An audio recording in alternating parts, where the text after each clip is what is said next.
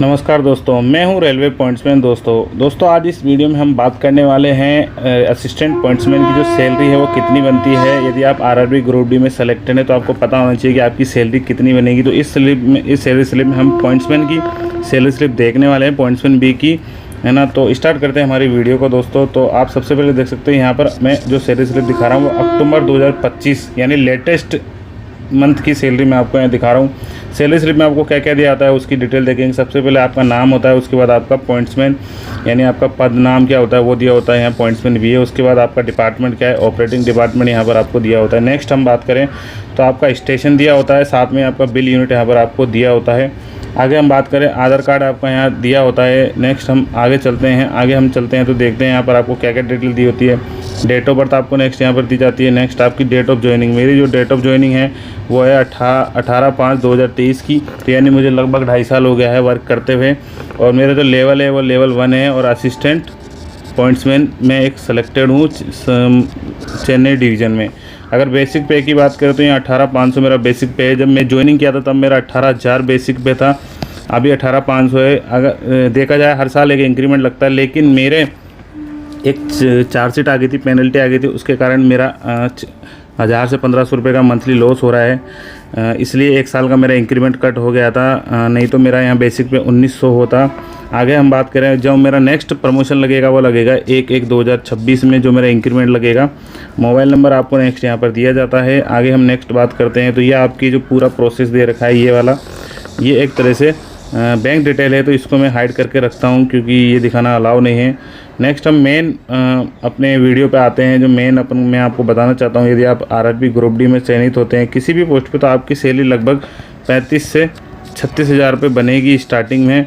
तो ये काफ़ी एक अच्छा अमाउंट होता है आरआरबी ग्रुप डी लेवल 1 की नौकरी के लिए। तो अब आगे हम बात करें इसमें, तो नेक्स्ट आपका यहाँ देखते हैं बेसिक पे मेरा 18,500 है। अगर डीए की बात करूँ तो यहाँ 10,730 रुपये डीए मिला है मुझे। ये 58% हो गया है, अभी पहले 55% था, लेकिन गवर्नमेंट ने 3% इंक्रीमेंट किया है जुलाई 2025 के बाद।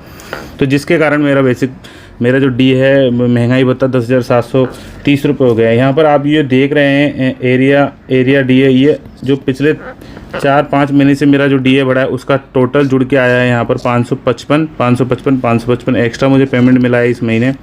आगे हम बात करें एचआरए की यहाँ बात करें तो 5550 रुपये मुझे देखने को मिलता है। एक चीज़ मैं आपको बताने वाला हूँ एचआरए के रिगार्डिंग। एचआरए होता है वो XYZ सिटी के अकॉर्डिंग मिलता है। यदि आप X में आते हो तो 30% मिलता है, Y में आते हो तो 20% मिलता है, Z में आते हो तो 10% मिलता है। किसी जगह ये आपको 27% देखने को मिलेगा, 18% देखने को मिलेगा, 9% देखने को मिलेगा। लेकिन मैं चेन्नई डिवीज़न में काम करता हूँ तो मेरा जो सिटी है वो X सिटी में आता है मेरा स्टेशन, इसलिए मेरा जो एचआरए है वो 30% मिलता है मुझे लगभग। आगे हम बात करें एरिया ऑफ ट्रांसपोर्ट अलाउंस मुझे 40 रुपये मिला है। और यहाँ पर ट्रांसपोर्टेशन अलाउंस की बात करें तो यहाँ मुझे 2133 रुपये देखने को मिल रहा है ट्रांसपोर्टेशन अलाउंस। और ये भी आपका XYZ सिटी के अकॉर्डिंग आपको पेमेंट मिलता है। नाइट ड्यूटी की बात करूँ, यहाँ पर आपको नाइट ड्यूटी करनी पड़ती है। आरआरबी ग्रुप डी की ज़्यादातर पोस्टों पे आपको नाइट ड्यूटी देखने को मिलेगी। बहुत कम पोस्टें हैं जहाँ आपको जनरल ड्यूटी देखने को मिलती है। तो नाइट ड्यूटी मेरा 1721 रुपये बना है। एक दिन का लगभग, एक नाइट ड्यूटी का लगभग 160 या 170 रुपये मुझे देखने को मिलता है। तो इस तरह से मंथली में मेरी 8 से 10 नाइट हो जाती हैं, उस हिसाब से मेरे नाइट ड्यूटी देखने को मिलता है। 1721 रुपये देखने को मिला है। आगे हम बात करें कटौतियों की, दोस्तों आगे हम बात करने वाले हैं कटौतियाँ। जो मेरी रिकवरीज़ हैं वो गवर्नमेंट ने कितना कट किया है। तो यहाँ मेरा जो एम्प्लॉय इंश्योरेंस है स्कीम डी के अकॉर्डिंग वो 15 रुपये काटा है। नेक्स्ट यहाँ पर आपका पेंशन जो एनपीएस कटता है वो 30, मेरा जो 3,090 रुपये कट किया है। आगे हम बात करें सोशल सिक्योरिटी स्कीम, इसमें 100 रुपीज़ कटे हैं। और यहाँ पर प्रोफेशनल टैक्स तमिलनाडु ये 208 रुपये, ये स्टेट टू स्टेट वेरी करता है। तो यहाँ ये जो 208 रुपये दिया हुआ है वो जो स्टेट टू स्टेट वेरी करता है। स्टेट अपना इनकम टैक्स काटता है। यदि आप किसी अदर स्टेट में वर्क करते हैं तो हर स्टेट का अलग अलग होता है सेंटर के अकॉर्डिंग। तो यहाँ 208 रुपये काटा। तो इस तरह से मेरा टोटल ये कटौतियाँ हुई। आगे हम बात करें जो मुझे पेमेंट मिलता है वो कितने दिन का मिलता है। तो यहाँ 31 दिन का मुझे पेमेंट मिलेगा। जी मंथ चाहे 30 दिन का हो, 31 दिन का हो, 28 दिन का हो, आपको पेमेंट आपके बेसिक पे और डीए के अकॉर्डिंग ही मिलेगा।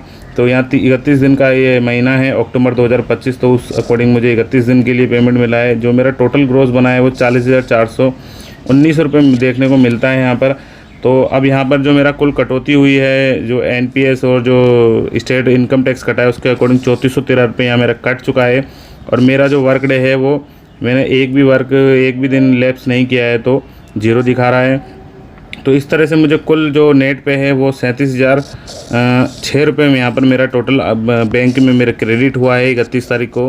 गवर्नमेंट जो में ये फ़ायदा है कि आपको बिना टेंशन के 31 तारीख या 30 तारीख का मॉर्निंग में आपका अकाउंट में ऑटोमेटिक पेमेंट आ जाता है। तो ये वीडियो काफ़ी एक मोटिवेशनल है। यदि आप आरआरबी ग्रुप डी 2025 की तैयारी कर रहे हैं, जिसकी वैकेंसी आ चुकी है 32,000 और अभी उसकी एग्ज़ाम डेट भी अनाउंस होने वाली है। 17 नवंबर थी, लेकिन वो 17 नवंबर पॉसिबल नहीं है एग्ज़ाम के लिए, तो अब नेक्स्ट जनवरी में एग्ज़ाम में भी पॉसिबल हो सकता है। तो दोस्तों ऐसी वीडियो देखने के लिए मेरे यूट्यूब चैनल को सब्सक्राइब करें।